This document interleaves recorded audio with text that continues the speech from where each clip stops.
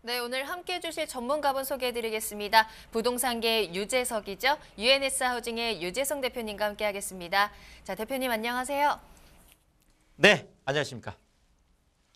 부동산계 유재석, 네, 유재석입니다. 자, 아파트, 역전세 난 이런 얘기들도 많은데요. 자, 이러다 보니까 아무래도 아파트 투자보다는 최근에 수익형 부동산이 많이 뜨고 있는데 오늘의 이슈 시그널 영상으로 먼저 만나보겠습니다.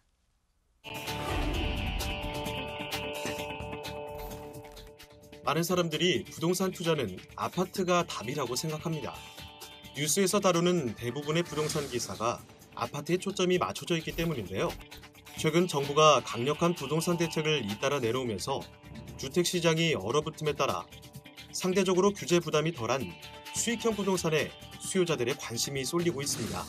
저금리가 지속되면서 수익형 부동산의 인기 또한 높아지고 있는데요. 하지만 잇따른 규제로 시장이 냉각되면서 현재 부동산 시장은 주춤하고 있습니다. 전국적으로 지난해 9.13 대책 이후 주거용 부동산 투자 수요가 크게 줄었고 상업 업무용 부동산 시장도 위축되고 있는 상황입니다. 1월 전국 아파트 매매 거래량은 3만 1,305건으로 전월 대비 6% 하락했으며 상업 업무용 부동산 거래는 2만 6,580건으로 전달 대비 4.46% 하락했는데요. 하지만 서울은 주거용 매매 거래는 감소했지만 상업 업무용 부동산 거래는 오히려 늘었습니다. 지난달 서울 아파트 거래량은 1,889건으로 전달 대비 20% 감소하면서 지난해 1월과 비교해 절반에도 못 미칠 수준으로 나타났는데요. 반면 상업 업무용 부동산 거래는 5,451건으로 전달 대비 6% 증가했으며 12월부터 상승세를 이어가고 있습니다. 이처럼 서울에서 수익형 부동산 거래가 늘어난 이유는 유동자금의 흐름이 상대적으로 규제가 적은 수익형 부동산으로 유입됐기 때문인데요. 규제로 인해 갈 곳을 잃은 유동자금이 오피스텔이나 상가 등으로 몰리면서 풍선 효과가 발생했습니다. 부동산 투자는 아파트라는 상식을 버려야 할 때가 왔습니다. 규제 소나기를 피해 수익형 부동산에 투자해보는 것은 어떨까요? 열 아파트 안 부러운 수익형 부동산에 대해 알려드리겠습니다. 자, 정말 네, 오늘의 주제를 제가 부동산 투자는 아파트라는 상식을 버려라. 제가 이제 이렇게 해봤는데요. 자, 지금까지 부동산 투자 그러면 당연하게 그냥 부동산은 아파트다. 이렇게 생각을 할 정도로 대부분이 모든 것들이 아파트에 이제 초점이 맞춰져 왔었습니다. 자, 그런데 갑자기 정부의 모든 규제책들이 6.19 대책을부터 시작을 해서 8.2 대책, 중간에 또 많이 있었었죠. 11.3 대책이라든지 그리고 가장 강력한 이제 9.13 대책까지 해서 모든 대책들이 아파트 규제, 아파트 가격을 잡는데 초점이 맞춰져 있다 보니까 이제는 정말 어쩔 수 없는 상황이 됐습니다. 자, 여기에다가 규제는 규제대로 쏟아지고 있는데 또 입주 폭탄, 그러니까 지금까지 아파트 시장 호황기에 분양되었던, 보통 이제 분양을 하고 실제 입주 때까지는 2년에서 3년 정도의 시차가 발생하거든요. 자, 그런데 지금 2, 3년 전 아주 아파트 시장 호황기에 공급됐던 것들이 이제 막 입주를 시작하다 보니까 이런 속에서 오는 아파트 시장의 어떤 입주에 대한 불안함, 이런 것들을 최근에 많은 걱정들이 있죠. 자, 제가 최근에 나오고 있는 아주 유명 국내 일간지들의 아파트 관련된 헤드라인을 제가 좀 뽑아봤는데요. 이런 얘기들이죠. 서울 아파트 청약 불패 공식 깨지나 이런 얘기들, 그렇죠. 최근에 서울 중심권 안에 있는 신규 아파트 청약, 지금까지 서울 중심권 아파트에서 청약 시장이 1순위 미달이라는 거는 상상을 못 해봤던 일이잖아요. 그런데 실제 이제 이런 것들이 현실화되고 있다라는 거고요. 자, 이런 거. 서울 아파트 매매가 14주 연속 하락. 그렇죠. 지금 계속 어쨌든 하락을 하고 있는 국면을 맞고 있고요. 자, 여기에다가 서울 아파트 전세가까지 하락을 하는 뭐 이런 모습들도 헤드라인으로 지금 다루고 있고, 자, 심지어 우리가 강남 불패, 강남 아파트 불패라고 했던 강남 아파트 경매시장도 찬바람이 불고 있다. 일반적으로 뭐 경매시장 같은 경우는 강남 같은 경우에는 낙찰가율이 100%가 넘어가면서 실제 최저가보다 이제 많이 올려 쓰는 것들이 일반적이었는데 경매시장까지 좀 찬바람이 불고 있는, 어쨌든 간에 지금 최근에 아파트 관련 뉴스들, 아파트 관련 헤드라인들은 전부 다 좀 어려움을 호소하고 있다. 자, 결국 부동산은 아파트라는 공식 지금 무너지고 있는 시그널이 오고 있다는 거, 저희 프로그램의 시그널 아니겠습니까? 이런 시그널들을 또 잘 봐야 되겠죠. 자, 여기에다가 제가 또 그 다른 것들 한번 보면은요. 자, 일단 문재인 정부가 지금 아파트 규제에 대해서 좀 바꿀 의향이 있느냐, 이런 부분들에 대해서 계속 지금 얘기되는 것들은 바꿀 의향이 별로 없다라는 거죠. 자, 결국 뭐 그 거래세 인하에 대한 얘기도 지금 계속 지금 우리가 보통 일반적으로 거래세라고 하면 취득세하고 양도세 이런 부분들에 대해서 지금 보유세를 강화하니까 거래세 정도는 좀 인하를 해줘야 지금 이런 아파트 시장들의 어려움들이 해소되지 않겠나, 이런 이야기들은 이제 계속 쏟아져 나오고 있음에도 불구하고 지금 정부 쪽에서 계속 나오고 있는 이야기들은 안 하겠다. 좀 더 부동산 가격, 더 구체적으로 얘기하면 좀 더 아파트 가격이 떨어져야 되겠다라고 지금 생각하는 것들이, 그렇죠. 2017년 5월 이전 수준으로까지 하라. 그럼 구체적으로 금액으로 본다라면 일반적으로 강남 아파트 같은 경우에는 거의 한 5억에서 8억 정도까지 더 조정이 돼야 된다. 이렇게까지 또 보고 있는 것들이죠. 더더구나 최근에는 그 전월세 그 상한제에 대한 전월세 실거래 신고제에 대한 어떤 그 논의까지 지금 얘기가 지금 되고 있다 보니까 실제 지금까지는 아파트 그냥 특별히 신고하지 않으면 그냥 많은 월세를 받으면서도 지금까지 좀 끄떡없이 좀 왔다 그러면 이제 이런 것들에 대한 투명화를 하는, 더더구나 RHMS 같은 경우가 그런 거죠. 임대주택 그 관리 시스템 같은 이런 것들에 대한 것들이 이제 좀 더 구체화 지금 되고 있다 보니까 어쨌든 간에 지금 문재인 정부에서 추진하고 있는 아파트 규제책들이 현 정권하에서 완화되기는 좀 어렵겠다라는 아예 생각을 갖고 출발을 하는 게 좋겠습니다. 더더구나 지금 이제 4월에 아파트 지금 이제 공시가격들 이제 나오고 나면 실질적으로 여기에 대한 보유세 라든지 지금 많은 이제 세금들이 올라가겠죠. 그렇다면 좀 더 아파트에 대한 부담감들은 좀 커질 수밖에 없겠다라는 거, 요거 좀 말씀을 드리겠고. 자, 더더구나 이제 가장 심각한 건 이거죠. 불 꺼진 아파트. 사실 갭 투자가 불가능해지는, 사실상 불가능해지는. 자, 일단은 그 입주율 같은, 이제 우리가 이제 보통 그 분양을 받고 나서 하면 입주 기한이라는 걸 정해 주죠. 네, 그러니까 준공이 나고 나서 한 달 내에는 입주를 해라. 2달 내에는 입주를 해라. 이제 이런 것들은 말 그대로 이제 잔금을 해서 잔금이 이제 완료되는 시점이죠. 그러니까 건설사가 가지고 있었던 것들이 그 일반 수분양자에게 이제 소유권이 넘어가는 어떤 이런 절차들을 거치게 되는데요.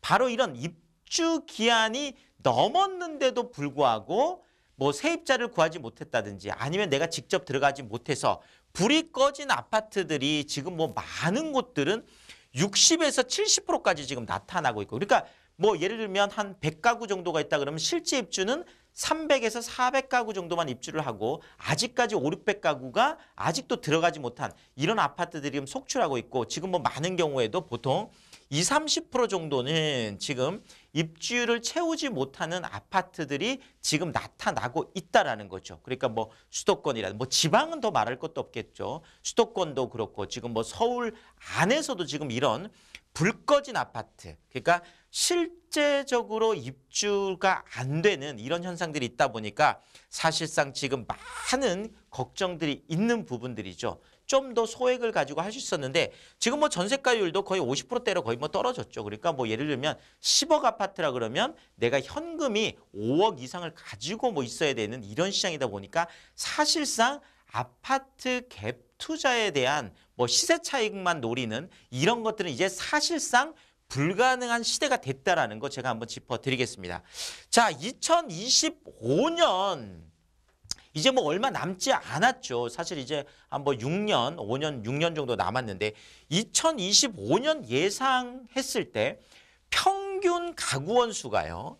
2.34명밖에 안 된다라는 거죠, 이제. 그러니까 부부가 살면서 애가 없는 가정, 그러니까 한 자녀도 없는 가정들이 이제 많이 생기다 보니까 평균 가구원 수가 겨우 2.34명밖에 안 되는 데다가 이때 1인 가구는 이미 1인 가구는 한 28.6% 정도 되니까 1인 가구가 지금 가장 많은 가구 수인데 2025년이 되면 무려 31.9% 30%대를 넘어간다라는 거죠. 그러니까 10집 중에서 3집은 이미 1인 가구가 살고 있는. 자, 결국 아파트 쪽에 우리가 많은 관심을 갖고 있는 것들은 일반적으로 우리가 아무리 그래도 3인에서 4인 가구가 거주하기 좋은 형태, 이런 형태로 지금 아파트가 많이 공급이 됐잖아요. 지금 가장 많은 것들이 84제곱미터를 기준으로 해서 지금 움직이다 보니까 어쨌든 3인, 4인 가구 위주로 되어 있던 것들이 2025년만 되더라도 평균 가구원 수도 2.34명으로 뚝 떨어지고 1인 가구도 거의 31.9%까지 올라가다 보니까 이제 실질적으로 시장이나 뭐 정부 대책의 문제가 아니라 인구 구조의 변화가 아파트 쪽의 어떤 시장들 침체를 가속화시킬 수 있다라는 이런 부분들도 좀 체크를 하고 가야 되겠다라는 거죠. 자, 여기에다가 또 우리가 봐야 되는 것들이요. 자, 열 아파트 안 부러운 수익형 부동산. 그렇죠. 지금까지 아파트만 했던 것들인데 자, 결국 아파트 시세 차익이 가장 안전하다? 이제는 쾌수천을 달 수밖에 없다라는 거죠. 어쨌든 간에 아파트에 투자하는 것들은 뭐 수익이 아니라 무조건 시세 차익이 나지 않으면 오히려 뭐 마이너스가 나면 아무런 소득이 없는 거죠. 자, 이런 측면에서 아파트 시세 차익이 가장 안전하다는 관념이 깨지고 있다는 거예요. 자, 제가 이 말씀 드리고 싶은데요. 아파트라는 부동산 투자는 아파트라는 바로 이런 콩깍지를 벗으면 알짜 수익형 부동산이 그때부터 보이기 시작한다라는 거죠. 네, 이런 측면에서 우리가 아파트라는 콩깍지 이젠 좀 벗어야 될 때다 이렇게 말씀을 드리겠고 자 은퇴 후에 일할 때의 월급을 목표로 제가 투자를 하자라고 했는데 제가 그 알고 있는 뭐 그 형님인데 뭐 이제 그 지금 교수로 계신데 뭐 정년이 얼마 남지 않았거든요. 뭐 최근에 얼마 전에 만나서 정년이 얼마 안 남았어요. 은퇴가 얼마 안 남았는데 굉장히 막 싱글벙글 하시는 거예요. 그래서 아니 도대체 은퇴 얼마 안 남아서 이제 불안할 텐데 왜 이렇게 싱글벙글 하냐 이랬더니 알고 봤더니 이런 알짜 수익형 부동산을 갖고 있더라고요. 그래서 나는 은퇴 후에 오히려 여행 다니면서 오히려 내 편안한 시간을 좀 쓰겠다. 아, 너무 부러웠습니다. 그래서 은퇴 후에도 일할 때와 같은 수준의 월급을 받을 수 있는 이런 수익형 부동산으로 탄탄하게 내가 짜놓는다 그러면 정말 걱정할 필요가 없겠죠. 이 부분들 제가 좀 체크를 해드리겠고요. 자, 여기에다가 우리가 좀 그 부자들 우리가 얘기 많이 하는데 자, 보통 우리가 부자라고 하면 그러니까 보통 금융에 한 10억 정도 그렇죠. 뭐 현금도 좋고 금융자산에 10억 이상 가지고 있는 사람들을 보통 우리가 부자다 이렇게 얘기를 합니다. 자, 부자들의 총자산 구성비를 봤더니 부동산에 현금도 10억 이상 가지고 있지만 무려 부동산의 53.3%로 절반 이상을 갖고 있더라는 거죠. 우리가 부자가 되려면 방법은 뭘까요? 부자들을 따라하는 방법이 있겠죠. 자, 어쨌든 간에 부자들이 이렇게 하고 있다라는 거고 자, 또 하나는 많은 돈을 버는 뭐 기업가라든지 우리가 뭐 알고 있는 그런 TV에 나오는 스타들, 연예인들 이런 분들 이렇게 보면 돈 벌면 늘 뉴스가 따라오는 게 있죠. 뭐냐면 어디에 빌딩을 샀다더라. 어디에 상가를 샀다더라. 어디에 뭐 그 다세대 주택 같으니까 뭐 종합적으로 나오는 이제 점포 겸용주택이라고 하는데 뭐 그런 것들을 어쨌든 간에 수익형 부동산들을 다 그렇죠. 상당수가 건물 소유자들이라는 거죠. 수익이 나오는.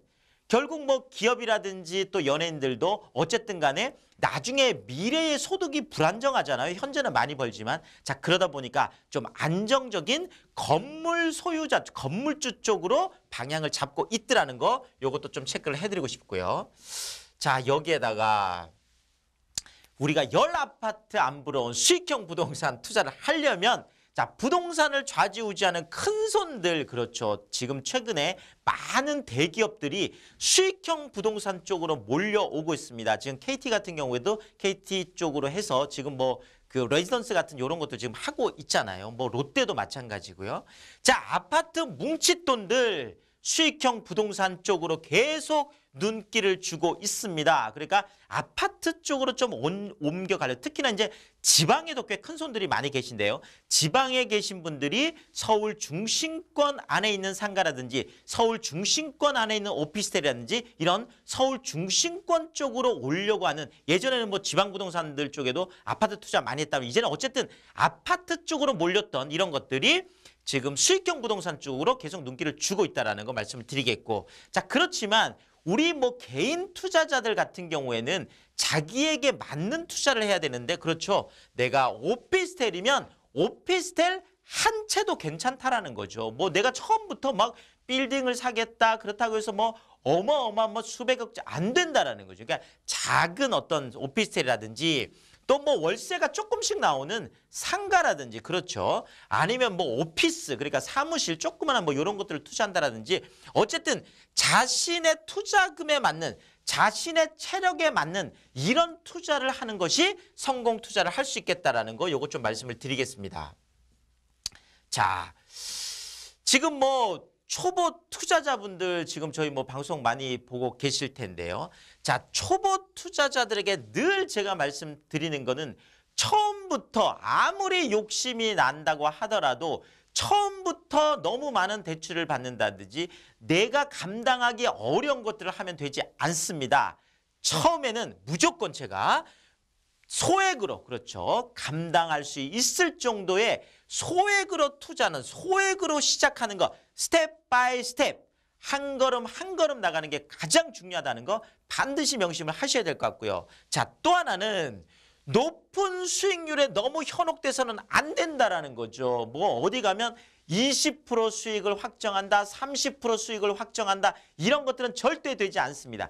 일반적으로 내가 상식적으로 그 주변에 시세하고 어느 정도 맞게 책정되어 있는 정말 상식적인 이런 수익률. 자, 그렇지만 그 수익률이 일반적으로 안정성을 확보한, 그러니까 지나치게 너무 높은 것도 사실 위험이 있다라는 거죠. 자, 그러니까 안전성이 더 중요하다라는 이거 반드시 명심을 하셔야 될 것. 특히나 공실 걱정 없이 투자할 수 있는 이런 쪽을 해야 되겠죠. 자, 그렇다면 바로 그것이 뭐냐? 현재 가치보다는 미래 가치, 내재 가치 쪽을 보고 투자를 해야 된다는 거예요. 지금 당장만 보는 것이 아니라 앞으로 1년 후에도 계속 여기서 안정적인 수익이 나올 수 있을지, 앞으로 3년 후에도, 5년 후에도, 10년 후에도, 20년 후에도, 더더구나 시간이 지나면 지날수록 계속 수익이 오히려 조금씩 높아질 수 있는 이런 미래 가치, 내재 가치가 큰 수익형 부동산에 투자했을 때 성공할 수 있다. 이렇게 정리를 드리겠습니다.